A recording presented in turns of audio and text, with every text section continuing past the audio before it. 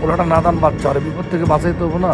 আরে রাখো তোমার বিপদ, নিজেরা বিপদের মধ্যে পেরে আবার আরেকজনের বিপদ সে সলভ করতে আসে।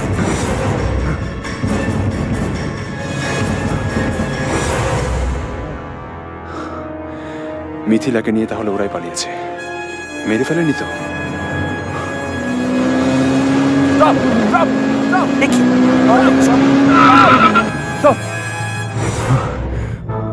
মানে কে সবের?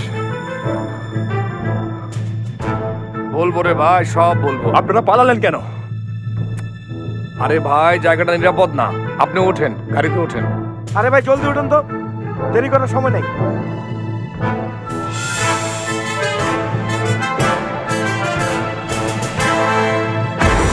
আমজাদ, শোনো শোনো, কোনো চিন্তা করো না। তোমার মাল দুটো আমার কাছে সহি সালামতই আছে। সময় সুযোগ মতো দুটোকেই শেষ করে দেবো।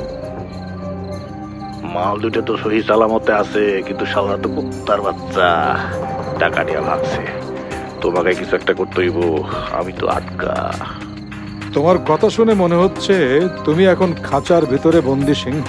ভালোই লাগছে আমার। শোনো শোনো শোনো, তোমার লোক পাঠাও, কালকে তোমার এই মাল দুটোর স্টোরি দ্য এন্ড করে ফেলি।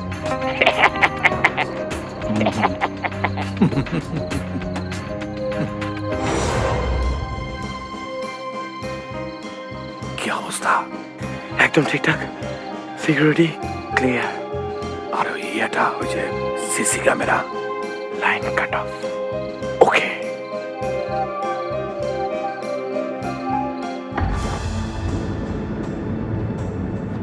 মিথিলা কোথায়? আরে কি যন্ত্রণা ভাই, দিদিলা আছে, বাড়িতে আছে। আমরা কি ওরা লুকিয়ে রাখছি নাকি? মিথিলা বাড়িতে নেই।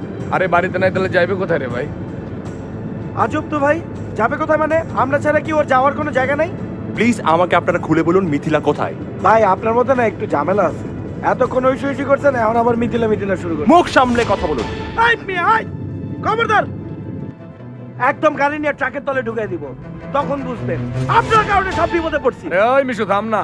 অল দ্য টাইম উত্তেজিত। এত উত্তেজনার কি আছে? আমি তো কিছু বুঝি না। ভাই আমি বলছি, আপনি ঠান্ডা মাথায় শোনেন। ঘটনা হইতেছে যে আমাদের প্ল্যান ছিল মিথিলাকে খুন করে কিংবা অন্য কোনো ভাবে বাড়ি থেকে বের করা। এইটা ছিল আমাকে উদ্দেশ্য, বুঝছেন ভাই? কিন্তু আমজাদ হয়তো জানে যে মিথিলা ইমতিয়াজের ওইখানে আছে, কিন্তু টাকা সেটা তো আমাদের কাছে। টাকার কারণেই সে আমাদেরকে খুঁজে বের করবে। মিথিলাকে যদি ওই বাড়ি থেকে সরানো যেত, তাহলে বলা যেত মিশন কমপ্লিট। তখন ভাই ও তার ডিলের কারণে কোনো কিছু বলতে পারতো না। কিন্তু সেই প্ল্যান তো কাজে লাগে না। কেন? পুরো বাড়িতে গিয়েছিলাম ওর খোঁজে, কিন্তু ওকে পাইনি।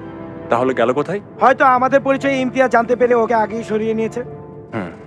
হতে পারে। আচ্ছা ভাই, একটা জিনিস আমি বুঝি না, সেটা হচ্ছে যে আপনি হঠাৎ ঐশীকে চলে আসলেন, মানে ব্যাপারটা ঠিক বুঝলাম না। মানে বড় কোনো ঝামেলা নাকি? ঐশী পিটারের হাত ধরে বাড়ি ছেড়েছে।